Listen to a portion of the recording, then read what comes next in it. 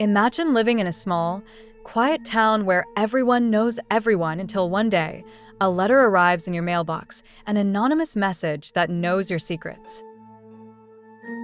Soon, more letters appear, targeting your neighbors, your family, even your closest friends. Someone is watching, someone is listening, and no one is safe. Tonight, we're diving into the chilling mystery of the Circleville Letters, a case that left an entire town gripped by fear for decades. Circleville, Ohio, just 25 miles south of Columbus, was your typical American town in the 1970s. But everything changed in 1976 when residents began receiving strange, threatening letters. The letters were handwritten in blocky, uneven capital letters and mailed without a return address. They exposed secrets, made accusations, and warned recipients to change their behavior, or else. One of the first and most frequent targets was Mary Gillespie, a local school bus driver. The letters accused her of having an affair with Gordon Massey, the superintendent of schools. At first, Mary tried to ignore the letters, but they kept coming, more aggressive, more detailed, and more disturbing.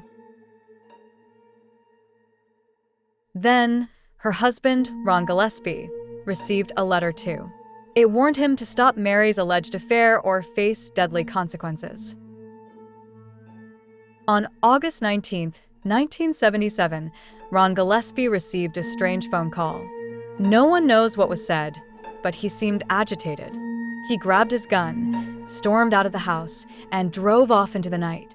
Moments later, his truck crashed into a tree, and he was killed instantly.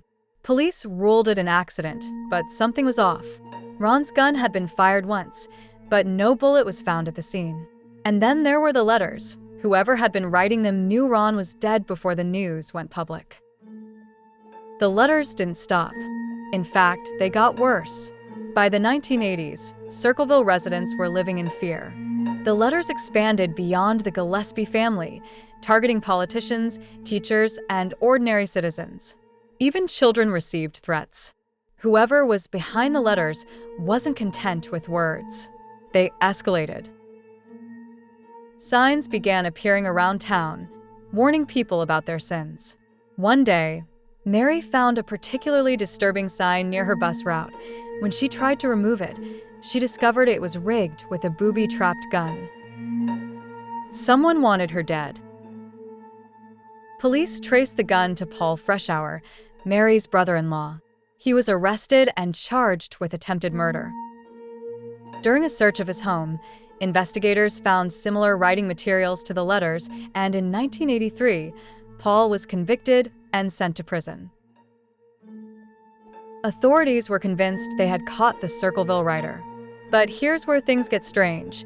Even with Paul behind bars, the letters continued. Paul had no access to mail, yet people kept receiving threats. Even the prosecutor in his case got a letter warning that he would face consequences for his actions. If Paul Freshour wasn't the letter writer, who was? Let's examine some of the most popular theories. Some believe Mary Gillespie knew more than she let on. Did she write the letters to cover up her own affair? Was Ron's death really an accident? Or did someone in her family have a motive?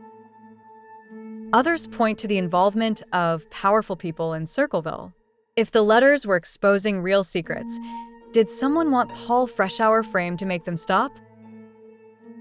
Perhaps the most chilling theory is that the Circleville writer was never caught at all. Someone who lived in the shadows, watching, waiting, and striking whenever they wanted. Paul Freshour was released from prison in 1994 and always maintained his innocence. He even appeared on Unsolved Mysteries to share his side of the story. But despite decades of speculation, the true identity of the Circleville writer has never been confirmed. Did Paul Freshour orchestrate one of the most elaborate harassment campaigns in history? Or was he just another victim in a twisted game? And most importantly, why did it suddenly stop?